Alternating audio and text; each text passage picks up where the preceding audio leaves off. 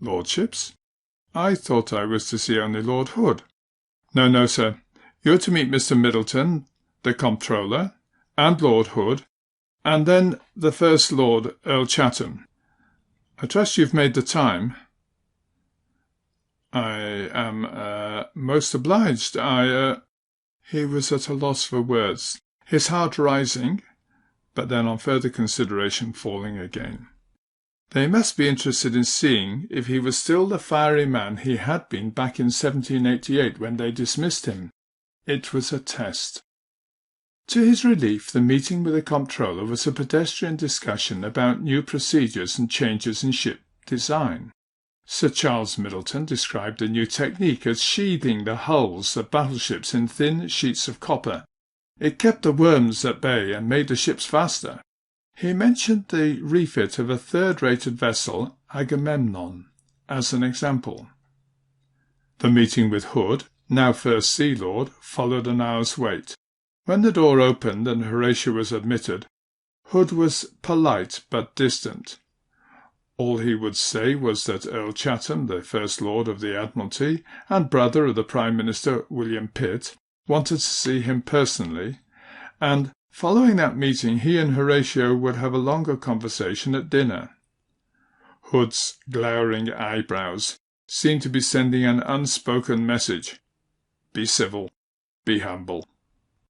Sprawled in a rococo armchair, while cooling his heels in the antechamber again, Horatio nervously reviewed his situation.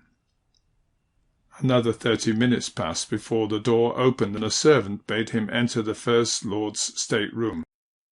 The Earl was seated behind his elegant Chippendale desk. As Horatio came in, the Earl rose, and with elaborate courtesy took Horatio's arm and steered him to a sofa, and took a seat beside him at a friendly but not uncomfortable distance. "Very good of you to visit today, Nelson," said the Earl, as if Horatio had been passing by his estate and happened to drop in. "My lord, it is my privilege to be invited, and I'm most anxious to assure you—" He began his apology, but was interrupted. "Captain Nelson, what kind of ship shall we find for you? I'm thinking that a second-in-line battleship would be right for your seniority, but I fear that we have none ready for sea at the moment." He consulted a list for a few moments, then looked up. "We have Agamemnon, a third-rated, but she's only a 64. Surely we can find something better than that?" He looked inquiringly at Horatio, who felt his cheeks redden. Now he understood why the Comptroller had mentioned Agamemnon. It was a signal. "My lord, Agamemnon will be a fine command.